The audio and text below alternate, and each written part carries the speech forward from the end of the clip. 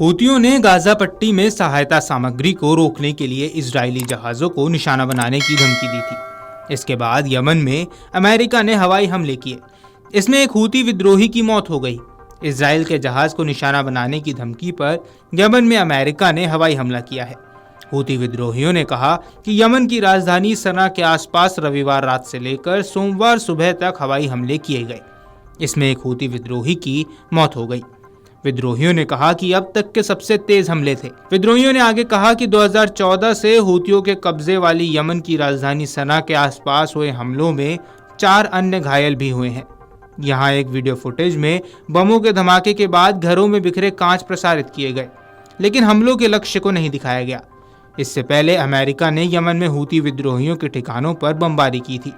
ये बमबारी राजधानी सना और उत्तर पश्चिम में स्थित सादा शहर में की गई थी। बमबारी के बाद अमेरिका के राष्ट्रपति डोनाल्ड ट्रंप ने हूती विद्रोहियों को धमकी दी थी और कहा था कि वे उन्हें पूरी तरह से तबाह कर देंगे। ट्रंप ने साथ ही ईरान को भी चेताया और ईरान पर हूती विद्रोहियों की मदद करने का आरोप लगाया था। अमेरिकी राष्ट्रपति डोनाल्ड ट्रंप ने सोशल मीडिया पर साझा एक पोस्ट में लिखा था कि हूतियों को इस बमबारी का भारी नुकसान उठाना पड़ा है। यह धीरे धीरे बदतर होता जाएगा।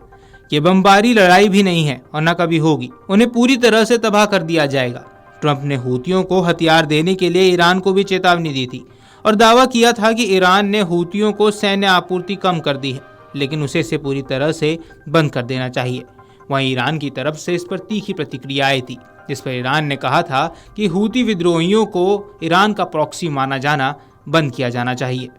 हूतियों का कहना है कि अब तक हुए हवाई हमलों में 59 लोग मारे गए हैं। पिछले दिनों जब हूतियों ने गाजा पट्टी में सहायता सामग्री को रोकने के लिए इजरायली जहाज़ों को निशाना बनाने की धमकी दी तो अमेरिका ने हमले शुरू किए। ईरान पर लंबे समय से हूतियों की मदद करने के आरोप लग रहे हैं। हूती यमन के अल्पसंख्यक शिया जैदी समुदाय के लोग हैं। इस वर्ग ने साल 1962 तक करीब 1000 साल तक यमन पर राज किया। हालांकि ईरान इन आरोपों को बेबुनियाद बताकर खारिज करता रहा है।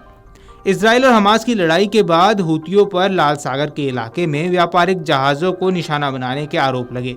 इस दौरान हूतियों ने करीब 100 व्यापारिक जहाज़ों को निशाना बनाया और 2 जहाज़ों को डुबा दिया, जिसमें 4 नाविकों की मौत हो गई। अमेरिकी कांग्रेस के मुताबिक हूती विद्रोहियों ने नवंबर 2023 और अक्टूबर 2024 के बीच लाल सागर में 190 हमले किए।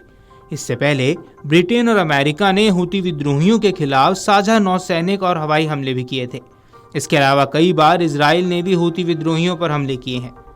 अमेरिकी राष्ट्रपति डोनाल्ड ट्रंप ने हूती विद्रोहियों को सीधे तौर पर संबोधित करते हुए लिखा, यदि वो नहीं रुके तो आप पर विनाश की ऐसी बारिश होगी जैसी आपने कभी देखी नहीं होगी। ट्रंप की इस चेतावनी के बाद भी हूतियों ने अपनी प्रक्रिया में कोई बदलाव नहीं किया और कहा कि इस आक्रमण से फिलिस्तीनियों के प्रति उनका समर्थन कम नहीं होगा। दरअसल यमन के अल्पसंख्यक शिया जैदी का हथियारबंद समूह ही हूती है। इस समुदाय ने 1990 में तत्कालीन राष्ट्रपति अली अब्दुल्ला सालेह की कथित भ्रष्टाचार से लड़ने के लिए इस समूह का गठन किया था। हूतियों का नाम उनके अभियान के संस्थापक हुसैन अली हूती के नाम पर पड़ा।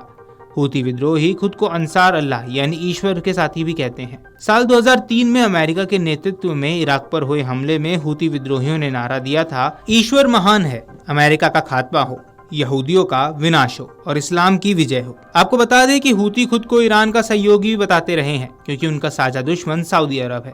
शक जताया जाता है कि हूती विद्रोहियों को ईरान हथियार भी दे रहा है। अमेरिका और सऊदी अरब ने कहा था कि ईरान ने हूती विद्रोहियों को बैलिस्टिक मिसाइल दी है।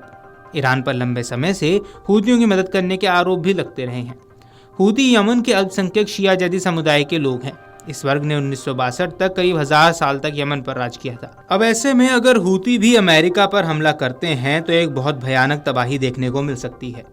वीडियो डेस्क अमरउजाला.com। अगर आप ये वीडियो YouTube पर देख रहे हैं तो हमारे चैनल को सब्सक्राइब कर बेल आइकन दबाएं और Facebook पर देख रहे हैं तो हमारे पेज को लाइक करें।